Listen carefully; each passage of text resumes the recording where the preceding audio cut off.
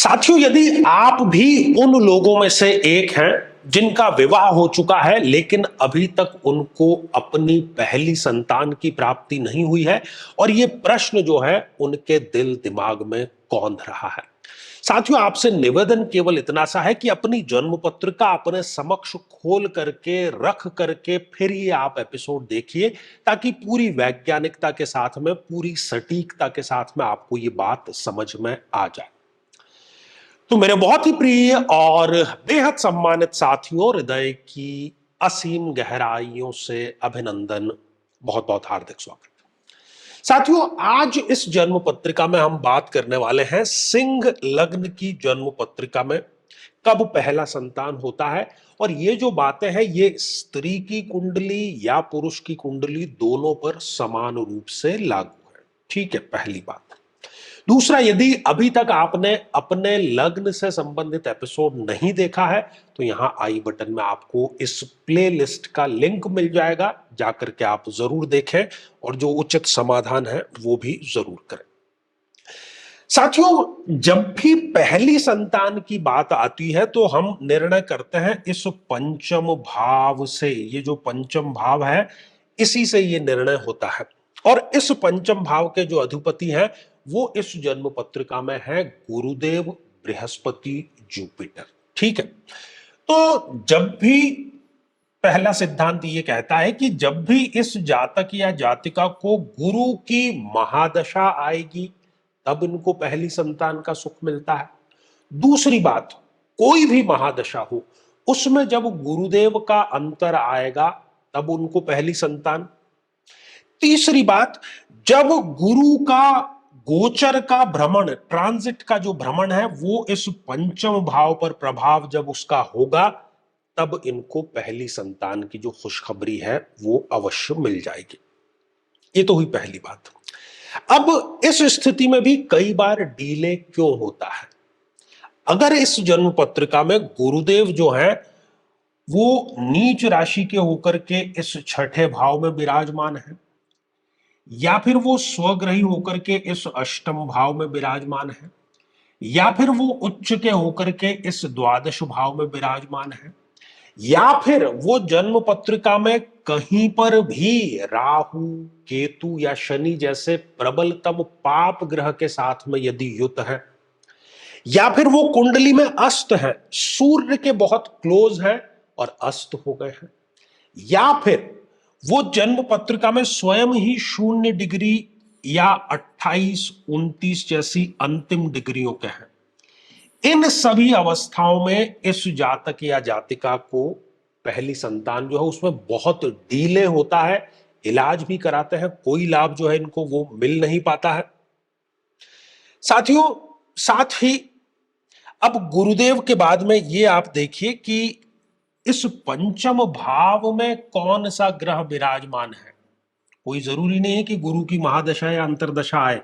तो अगला सिद्धांत क्या कहता है कि इस पंचम भाव में जो कोई भी ग्रह वो हो सकता है, जब भी उसकी महादशा या फिर उसकी अंतरदशा आएगी तब व्यक्ति को पहली जो संतान है वो प्राप्त होगी। अगली बात, हो सकता है कि इस पंचम भाव में कोई ग्रह विराजमान ना हो, तो इस पंचम भाव पर जिस किसी ग्रह की भी पूर्ण दृष्टि पड़ रही है उस ग्रह की महादशा या फिर अंतरदशा में इनको पहली जो संतान है वो अवश्य ही मिल जाएगी। साथियों, कुछ और स्थितियां जिस पर हम चर्चा करें तभी चर्चा पूर्ण होगी कि ऐसी भी कुछ परिस्थितियां हैं, पहले भी बताई अभी और आपको बता देते हैं कि यदि कोई मारक ग्रह इस भाव में है, जैसे कि हम मारक ग्रहों की यदि बात करते हैं तो शनिदेव इस जन्म पत्रिका में एक अति मारक ग्रह है। तो शनिदेव यदि पंचम भाव में विराजमान है तो वैसे भी शनि का कार्य डीले कराना होता है, तो वो पहली संतान में जरूरत से ज्यादा डीले जरूर कराता है और इस व्यक्ति को भी कोई ना कोई वो ला इलाज बीमारी जरूर दे देता है। दूसरा, यदि चंद्रमा इस पंचम भाव में विराजमान है, क्योंकि चंद्रमा भी एक अति मारक ग्रह है इस जन्म पत्रिका में, ठीक है, तो वो भी अननेसेसरी यहां पर डिले कराएगा। और चंद्रमा का इस पंचम भाव में होना व्यक्ति को कहीं ना कहीं मानसिक तनाव या शीतलता जन्य रोग या हार्मोनल डिसबैलेंस जरूर दे देता है। तो ये सारी जो परिस्थितियां हैं सिंह लग्न में, मैं समझता हूं कि आपको भी इसका उत्तर मिल गया होगा कि कब पहली संतान की प्राप्ति होती है। श्रृंखला साथियों ये हमारी आगे भी जारी है, और यदि आप भी चाहते हैं कि आपकी कुंडली का सूक्ष्म और वैज्ञानिक विश्लेषण हो, तो आगामी समय में मैं स्वयं इन शहरों में उपस्थित रहूंगा। आप समय लेकर के मिल सकते हैं, या फिर टेलीफोनिक या वीडियो कॉल के माध्यम से भी आप जुड़ सकते हैं।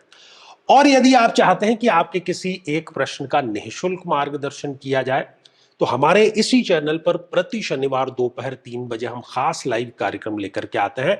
लेकिन उसमें अपने कमेंट को शामिल कराने के लिए आप हमारे इस वीडियो को हाइप कीजिए, और उसका जो स्क्रीनशॉट है वो दिए गए व्हाट्सएप नंबर पर भेज दीजिए। तो साथियों, इसी मंगल कामना के साथ में कि आप सभी स्वस्थ, समृद्ध और शांतिपूर्वक जीवन व्यतीत करें।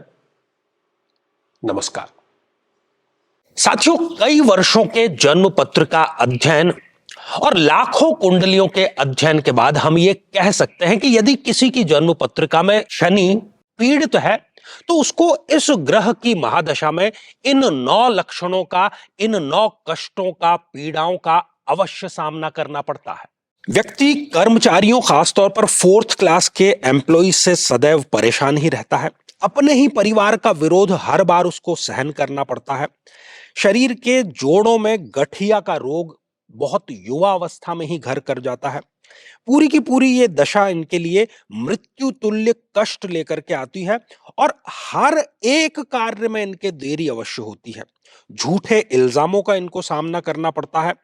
बदनामी के कारण इनका कई बार घर से निकलना दूभर हो जाता है, और किसी केस में तो जेल योग तक का इनके समीकरण जरूर बनता है। व्यक्ति कई बार आलस्य के चलते आवश्यक कार्य को भी टालता चला जाता है। लेकिन साथियों, यदि आप भी इन सभी कष्टों से स्थायी और सटीक मुक्ति प्राप्त करना चाहते हैं, तो उसका तरीका है इस ग्रह की महादशा मंत्र साधना दीक्षा, जो विशेष रूप से आपके नाम, आपकी जन्मतिथि के अकॉर्डिंग की जाएगी। और गुरु दीक्षा के माध्यम से अभिमंत्रित माला भी आपको प्रदान की जाएगी, ताकि न केवल ये सारे कष्ट दूर हों, बल्कि ये पूरी की पूरी महादशा आपके लिए शांतिदायक और सुख समृद्धिदायक साबित हो।